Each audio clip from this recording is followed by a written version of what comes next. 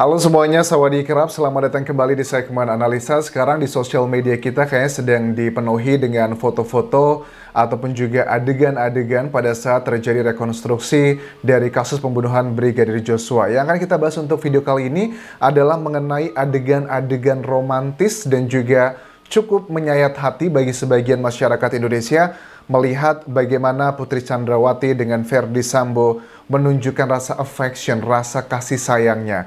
Well, sebenarnya dengan kejadian sebesar ini, aku yakin sekali apa yang mereka lakukan ini mungkin saja adalah bagian-bagian dari sebuah rencana untuk mencari perhatian masyarakat Indonesia, untuk mencari simpati. Kenapa aku bisa mengatakan seperti ini? Karena aku sudah mulai lihat banyak komen yang bilang begini.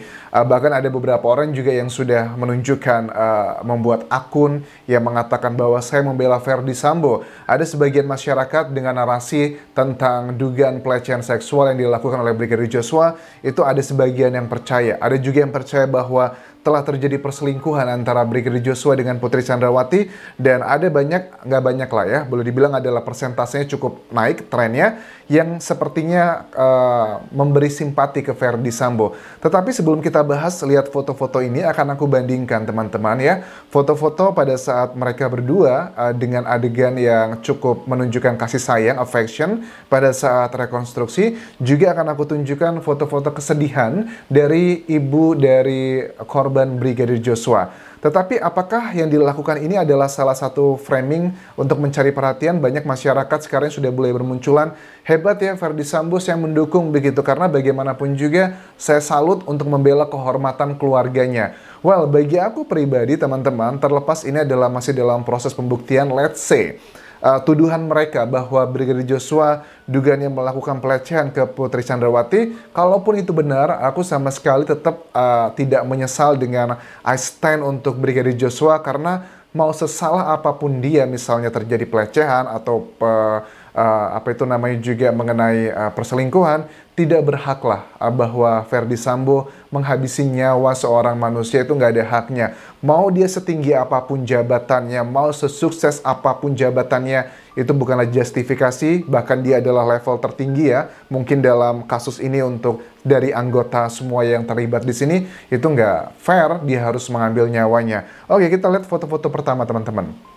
Ini foto yang menunjukkan keharmonisan. Menurut aku Putri Chandrawati selalu bersandar di bahunya Ferdy Sambo. Matanya memang tipikal yang sama seperti pada saat dia muncul di Makobrimob pada saat mau menjenguk pertama kali saat Ferdy Sambo ditahan di sana. Itu sepertinya dengan melihat foto sekarang, kayaknya aku confirm ya bahwa foto yang orang yang berbicara di depan Makobrimob itu adalah beneran Putri Chandrawati dengan karakteristik dari mata, alis, semuanya memang seperti itu. Walaupun aku lihat kayaknya agak lebih pendek sekarang rambutnya, kayaknya dipotong begitu teman-teman. Tapi itu kan hal yang make sense ya, karena dipotong ya nggak membutuhkan waktu lama, bisa dipotong dalam waktu hitungan menit saja. Nah, ini kalau aku lihat ekspresinya Ferdy Sambo pada saat Putri Chandrawati berusaha menunjukkan affectionnya, misalnya memakaikan masker, kemudian juga mencium bahunya, bersandar. Ferdy Sambo berusaha untuk cuek, tapi ada satu bagian yang dia berusaha untuk kayak menyentuh bagian kepalanya Putri Chandrawati, kayak ciuman mesra begitu. Karena kan tangannya kan diikat ya, jadi dia tidak bisa memakai masker. Itu ada bagian juga yang menunjukkan ke sana. Tetapi Ferdy Sambo sepertinya kayaknya kalau dari sini lebih ke masalah cuek, santai. Ada rasa kemarahan, tapi juga ya santai aja lah begitu. Tapi dominasinya sih kalau aku lihat dari rangkaian peristiwa-peristiwa yang aku ambil ini dari Kompas.com, terus juga dari Kompas TV, dan berbagai sumber lainnya yang muncul di TikTok juga banyak sekali.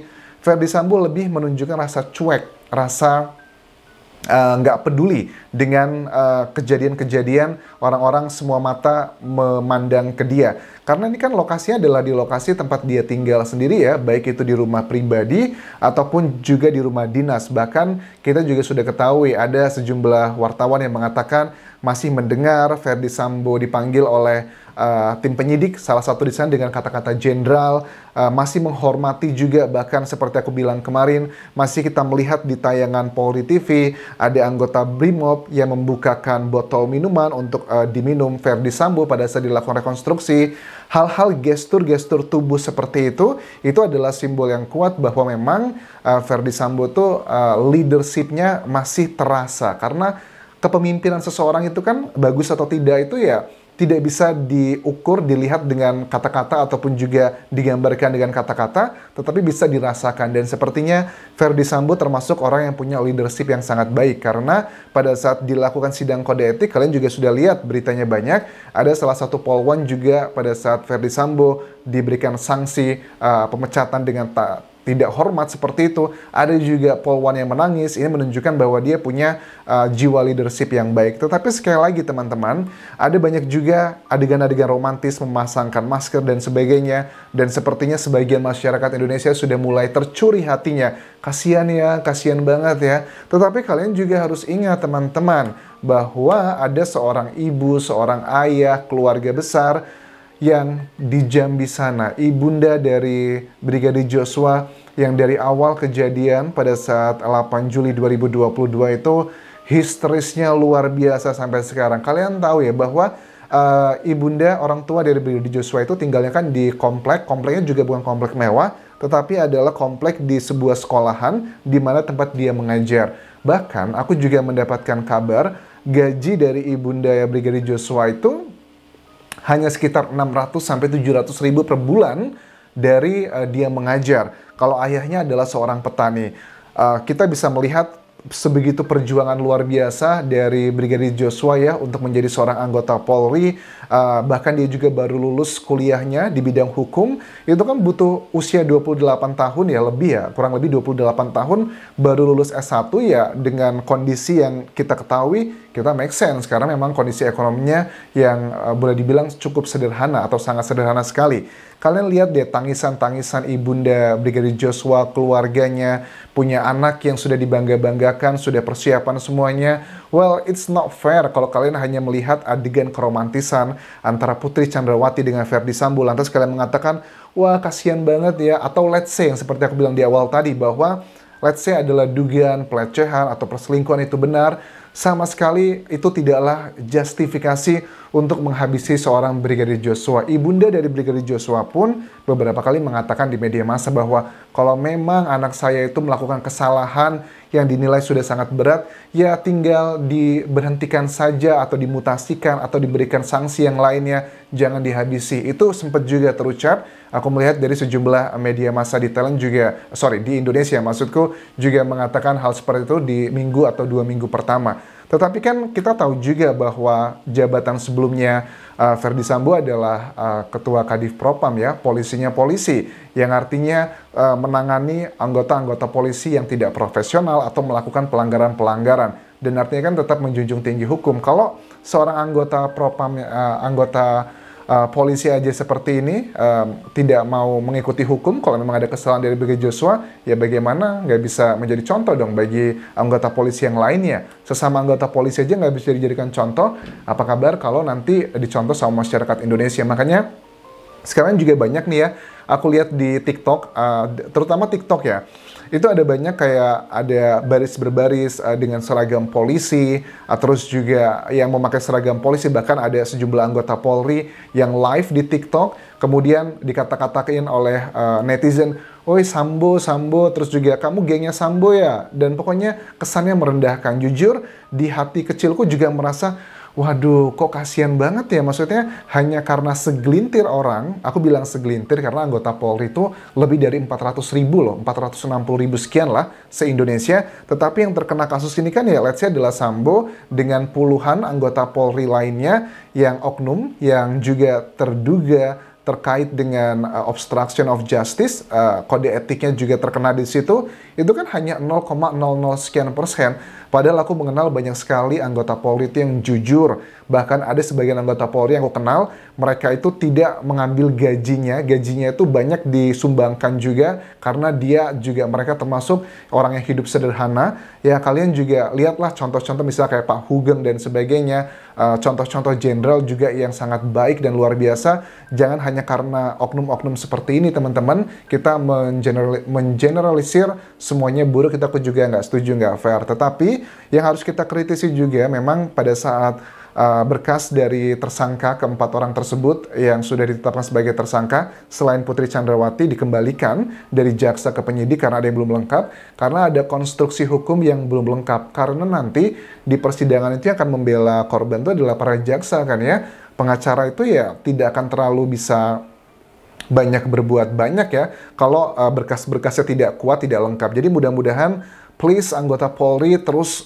buka semuanya, jangan setengah-setengah lagi, karena apapun yang terjadi itu harus dinomorsatukan adalah nama baik kepolisian dan juga keadilan dan juga kebenaran. Aku yakin kok kalau seandainya yang tercipta, yang termunculkan ke media massa itu benar tanpa ada rekayasa, itu kita yakin hati kecil kita masyarakat Indonesia itu pasti ada sesuatu hal feeling, oke, ini sudah benar nih. Karena kalau kita melihat sesuatu hal tuh yang nggak pas, ada rekayasa, ada yang nggak benar, namanya hati manusia itu pasti ngerasa, ada apa ya ini ya? Walaupun kita nggak bisa mengucapkan dengan kata-kata, apakah itu ini, apakah itu, kita nggak bisa ngomong, tetapi kalau ada hal yang janggal, itu pasti akan terasa di hati manusia. Ini adalah kasus yang dari awal kita sudah melihat penyidik mengatakan A, B, C, dan D sangat meyakinkan dengan data-data ilmiah A, B, C, dan D, tetapi kita masyarakat dari awal kasus ini muncul 8 Juli 2022, kita ngerasa, kok ada yang aneh ya, ada yang janggal ya, kemudian kita gali-gali lebih dalam, ya poinnya adalah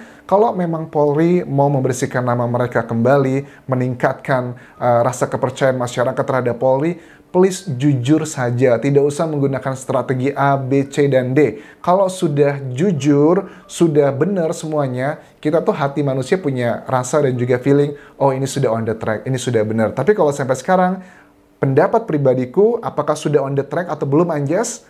Yes, ada sebagian yang sudah on the track, ada sebagian yang masih melenceng-melenceng. Itu adalah yang aku alami pada saat melihat perkembangan kasus Brigadir Joshua ini. Itu adalah pendapat aku. Kalau menurut kalian, apakah yang melencengnya lebih banyak ataukah lebih sedikit dibandingkan yang lurusnya? Kalian boleh tuliskan juga di kolom komentar video ini. So that's it yang bisa aku update untuk video kali ini. Please teman-teman, pada saat kalian terpesona melihat keromantisan antara PC dan juga FS, kemudian dengan backsound lagu-lagu yang melankolis di TikTok, kalian juga harus ingat ada seorang ibu, ada seorang ayah di Jambi sana yang dari awal kasus ini muncul sampai sekarang air matanya tidak berhenti-berhenti keluar, begitu sedihnya, hancurnya. Seorang guru, seorang petani, gaji hanya 600.000 per bulan, membesarkan anaknya sebagai seorang anggota polisi itu pencapaian yang luar biasa, dan malah pulang dengan keadaan seperti ini. Jadi please pada saat kalian berkomentar, wah romantis banget ya, wah aku bangga dengan Sambo. Well, apapun yang dilakukan kesalahan, jika benar yang dituduhkan ke Brigadir Joshua, please itu bukanlah justifikasi, bukanlah excuse Ferdy Sambo bisa menghabisi nyawa Brigadir Joshua. Thank you very much for watching. Sampai ketemu lagi di video berikutnya. Tinggalkan like dan juga komen serta subscribe channel YouTube ini. Kalaupun kerap semuanya, bye-bye.